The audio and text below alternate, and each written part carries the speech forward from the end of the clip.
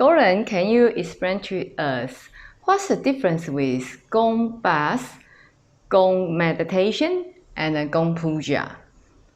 It seems as very confusing, the terms.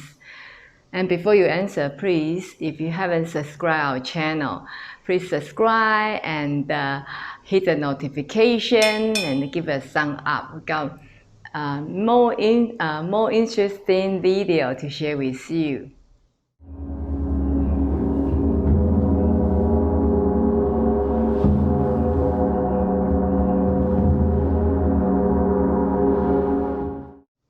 Yes. Right. Well, I'm not quite sure where to start, really. We've got three Gong meditation, Gong puja. Widely, it's all Gong. widely used terms here. And I think there is amongst many people have got a bit of a confused over what they stand for, what they involve. So let's try and Gong bath. Yeah, let's try. Why call Gong bath? Let's try and cast a. We haven't got an enormous amount of time, so certainly I think the first thing I'd like to do is to make a distinction between the Gong bath and Gong meditation, and then perhaps move on to the Gong puja after that. Now, the one that the Gong bath and Gong meditation are often used kind of this word English interchangeably. People will use either and both to mean the same thing. And I always think it's good to try and make a distinction between them because it's useful actually to have these two different terms and to get people to understand that they could be used for different practices and have a different perspective on them. So let's start with the Gong bath. Why call Gong bath? It's not bath, it's a shower. Well, I mean, I don't know if it's still true, but I know that there's this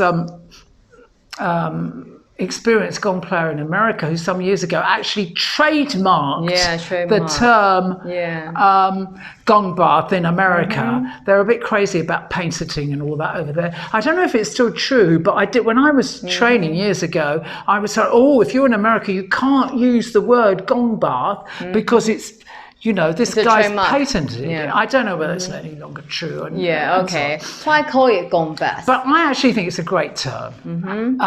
It's very descriptive. You say Gong shower. Well, yeah, you could use that. But Gong bath, it's because you're immersed in the sound. And the thing about immersion, and that's another actually alternative term we can use, sound immersion, Gong immersion. We're immersed in sound, like when we get into a bath, we're immersed in water. People go, it's kind of, we're immersed in the sound. The sound waves envelop our body. We're not going to say in the same way as water, but it's a very nice comparison, I think. There are other carryovers in the characteristic between sound and water. Both create waves and so on and so forth. So I actually think it's quite a good descriptive term.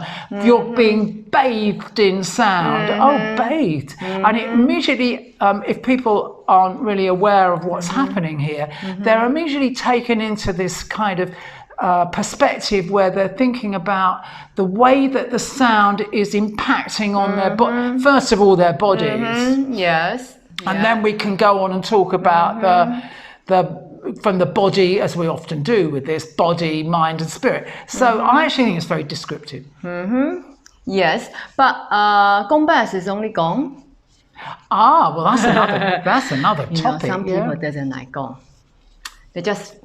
Well, that's perhaps a topic for another video. But why do we have different instruments in Gong Why do we use instruments apart from gongs in Gong bath? Why?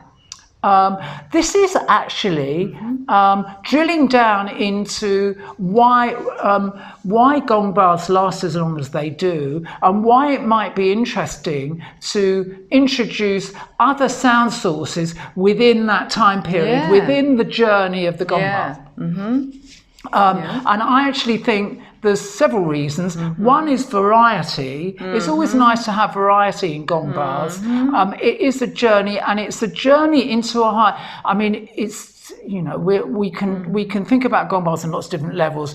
It's relaxing, it's impacting on us physically and mentally, but most especially, and really the deepest, most meaningful experiences that we can get out of gong baths are to do with taking us into a higher state of consciousness, I think. And I think anything that helps to do that, and there are instruments that we can, by varying the other thing we're going to go on to talk about, the difference between a gong bath and a gong puja, is then the way that we build in crescendos and variations of levels of volume and tone, levels of volume and tone. We can that can be aided by using other instruments, as well as just merely playing gongs louder and quieter and using different mallets. So it's variety. I think that would be the major reason. So the variety of the instrument and also the volume, you know, crescendo and diminution. So absolutely. And I even like to, when I'm constructing gong baths,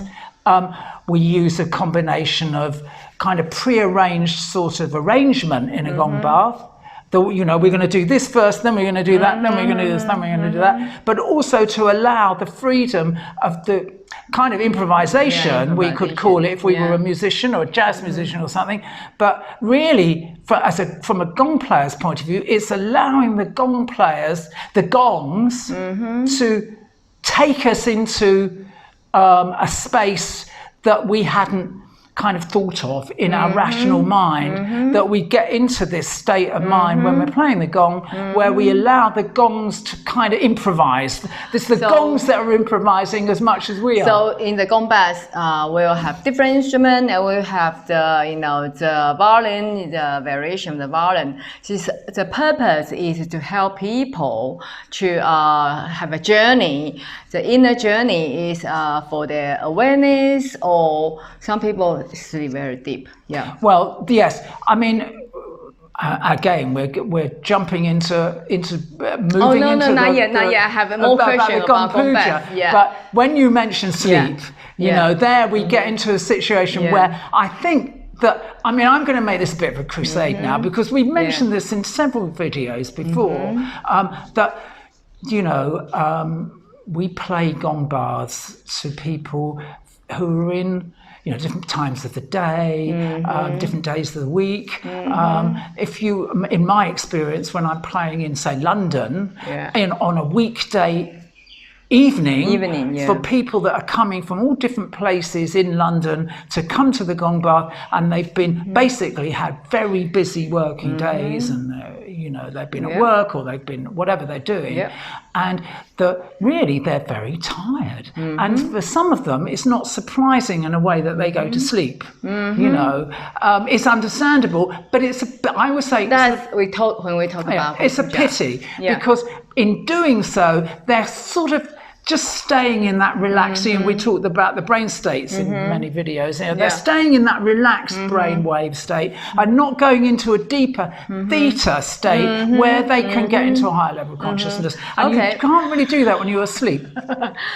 I got to cut you off. Why gong bath? Normally we have 45 minutes. Because some people feedback to me, why I couldn't have 20 minutes? I'm too busy to have 45. So that, you know, we online gong bath. Many people couldn't always through. This is an interesting question. And there's no firm scientific evidence of this, but the actual origins of the idea of that a gong bath ideal time is around 45 minutes comes from my teacher, Don Conroe's mentor back in the west coast of America in the 1960s, Yogi Bhajan. Yes. He suggested that a 45-minute gong bath can take you into the space, take you into the deepest gong space in which healing can occur, basically. This is the thinking, that it takes that amount of time for you to journey into this. I mean, I think it would be lovely if people did more research into this. They do research into different kind of sleeping states and how people go into different REMs and all this stuff. And I wish people would, it would be great if people did more research into this. But as a gong player who's played hundreds, if not thousands, of gong bars, my experience is that it is an optimum level. It is a fantastic. It is amazing. How about 20 minutes? 45 minutes is just right. People request somehow. me, why you do that long? 20 minutes. How about that? 30, 20 minutes. I think the thing about anything you do shorter is great. I think you need the other thing that we leave out of any of these discussions of in our peril is intention. But if you put an intention around a shorter sound experience with the gongs, we can call it a gong bath for 20 minutes. Then it's the difference between it's like you could create a power nap, the equivalent of a power nap. Power nap. We know what a power nap is. And it can be very beneficial. But I mean, you've got to question why. I haven't got time. Whenever people say, why don't you do some exercise? I haven't got time to do any exercise. Oh no, I take the dog for a walk and that's it. You know, people are great for having excuses. Okay, thank for you not very having much. Time. So I sum up with a gong bass is that gong bass mainly is gong, but the variety instruments is very important, and also the violin, the variety of the violin up and down, crescendo, and it's very important because they all help people to do they got a time to leap, to transform. Okay, the second is gong meditation. Right. Now, this is my kind of take on this. This isn't, I was actually never taught this, and I've come to the conclusion that it's a nice distinction to make that gong bars generally, most people, if they're able to and they're comfortable to, experience them lying down. Gong meditation, you sit up in a meditative posture. Of course, you can do you can meditate lying down, for goodness sake. But we tend to equate meditation, the idea, in a meditative posture, and it is a different experience, isn't it? You've done this, and you could offer your input on this. But it is a different experience if you sit up. One of the dangers of sitting up, if you're not an experienced meditator, is that we become the victim of our senses, and we allow our sight. So we're so interested in the beauty of the gongs and what the gong player's doing, even if the light isn't fantastic, that we kind of get lost in the sight, and it's somehow detracting from the overall experience, and it's not ultimately a meditative experience at all. So we have to be mindful and wary of that. But apart from that, I do think sitting up does create a different environment for you to remain more it's a subtle distinction, but I think if you want to try it out, viewers, do one and then do another. Do one lying down and then go into gong bath. It's called a gong bath, but sit up and then make it a gong meditation. I don't know. See how it affects you. It does have different effects. How about you? What do you think? When lie down, just more relaxing, and sitting up is more going inward, more conscious. So I like to sit up. That's a good point, actually. If you go to sleep, if you find yourself kind of frustrated that you always go to sleep in a gong bath, try sitting up. Okay, great. So we move on to gong puja. Gong puja, what is it? It takes place, important this, overnight. Ideally in the summer months when the nights are short, because it's going to be... Normally we don't play 8 days. It's great if it's from sunset to sunrise. From kind of late in the evening to early in the morning, 7.5 hours, which equals 10 45-minute gong bars. The idea of it being 10, the length of 10 gong bars. 10 times 45 minutes. Now, this was developed by my teacher, Don Conroe, again inspired by some mentoring by Yogi Bhajan, who suggested that 10 gong bars consecutively could cure anything. That was how he's quoted as saying. I don't know if that's the quote that that he's given. But it's a lovely idea. So the purpose of the Gong Puja mainly is to help people to sleep well and sleep deep. Yeah. I mean, I think the difference with this is that the Gong baths, we have these crescendos and we have this sort of, it's more like a short journey with variety. Whereas with the Gong Puja, what we try and do is that we're creating an environment which people can sleep in, but it's a funny sort of drifting in and out of conscious sleep. You perhaps don't go as deep. People have different experiences, but the point about it is that we always instruct our gong players in Gong Pujas to keep the level even and not too loud, not too quiet, but a sort of medium quiet, not too loud. And although there's some variety in the level of the sound, it's modest and it's constant. There's a constancy to it, and there's no break. We do it in relays, so each participant will perhaps play 45 minutes and then take over the next person, and there's no gap in between. So the main purpose talking, is absolutely quiet apart from the gongs. So for the main purpose for Gong Puja is for at night. The time is at night. The purpose is helping people have a deep sleep. And our experience is and attendees feedback to us. Even so, he went to very deep kind of meditative sleep, very deep. Yeah. It is amazing. And I mean, I think the other thing is that it grew, certainly my experience of Gong Pujas, it grew out of Gong training retreats where you're going on these long retreats. And it's a sort of a rite of passage for new Gong players. At the end of the retreat, the participants would take part in a Gong Puja, and there may be a few people from outside of the training that would be invited, but mainly it was for the benefit of the students as a kind of a graduation. And I found it in those contexts. I got another question. Powerful. So that means a non-Gong player couldn't go to Gong Puja? It's a different experience if you're being just to remind you, we're doing this in relay. So if it's overnight, if my spot is 3 o'clock in the morning, what do I do before 3 o'clock? I go to bed. My bed is in front of we've got our bedding all laid out like camping beds and yoga mats and what have you, all around the gongs.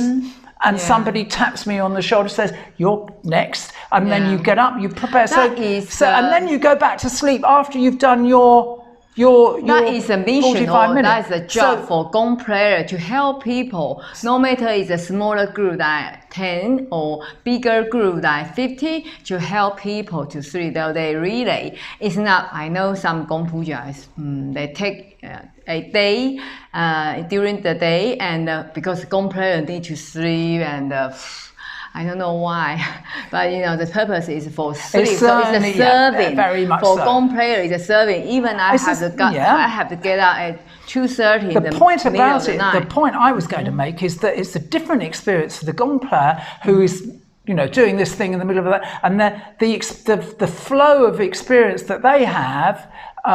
Where they're actually playing the gongs in between this kind of sleep, semi-dream, semi-sleep state, with the gong sounding all the time, is different to a non-participant who's bedding down at 10:30, 11 o'clock at night, and then experiencing the gongs, and then getting up at 7 o'clock or whatever it is in the morning, 6:30 in the morning. It's a different experience. So yes, you could use it as a service, you're saying, but that isn't what it was necessarily originally intended for, but it could be used for that. But for goodness sake, not during the day. It's a night, it's for sleeping. And it really isn't I don't think it's really not a good idea to do it during the day. Thank you very much. So if you have any question, or if you experience different type of gong event, we are very welcome you to leave a message down in the comments down below, and give us thumb up, and we see you next time. By the way, we have online gong baths. Many people got very good good feedback. See you next time. Bye for now. Bye.